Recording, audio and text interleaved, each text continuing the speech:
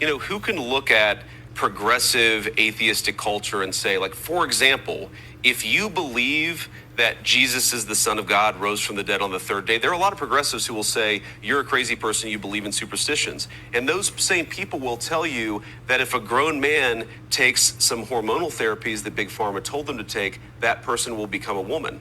It's like, actually, you believe something that's far crazier and clearly a violation of nature. Mm-hmm. And I think that there is this deep sense of purpose and meaning that everybody's seeking. And I think what's great, I mean, obviously I'm a Christian, so I'm going to say this, but what's great about Christianity is it's a healthy way to find meaning. But if you try to find all of your meaning in politics, or you try to find all of your meaning in worldly things, I think it has a very distorting effect. And again, that's like part of how I found my way back to faith. Because I was an atheist, I thought I was better than everybody, and I realized, you know what? This is actually not making me a very good person. Or a happy person. So the very first thing I would address in the vice president's comments is that being trans is not against nature. Trans people have existed since the beginning of time. As a matter of fact, the indigenous people to this country often revered people of the trans world and referred to them as having two spirits. They were thought to be special in that they had the spirits of more than one person dwelling within inside them. And no, Big Pharma didn't tell anybody to take a medication. Somebody realized who they were, and Big Pharma provided the medication that could help them get to where they were. But how is it crazier to think trans people exist than it is to think that there was a talking snake, that a man lived inside of a whale, that Jesus Christ was crucified, died, and came back to life? You think it is more sane to believe that a man was tortured, murdered, and buried, but still came back to life 3 days later? That's more sane than to think somebody was born in the wrong body.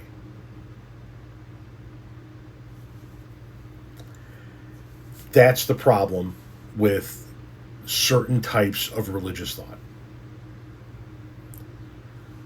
They are willing to believe some of the most asinine things that anybody has tried to put in their head. But they won't believe something that's standing right in front of them. They won't believe a person who was born in the wrong body, understands for themselves that they know that they are not a man even though they were born a man, or not a woman even though they were born a woman. That's crazy to you. But a Garden of Eden with one man and one woman, the woman created from the man's rib, were kicked out of that garden because a talking snake told the woman to eat an apple. That's not crazy.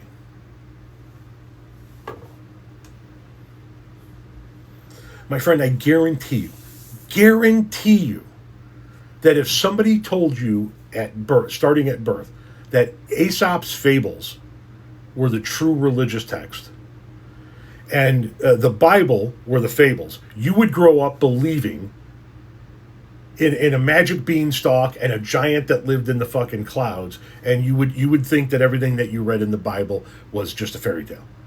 It's conditioning, is what it is. Conditioning. And if I could just put a cherry on top of this real quick, are you really talking about anybody that was born in the wrong body when you wear as much fucking eyeliner as you do? I mean, seriously, dude. Do you think we can't fucking see this?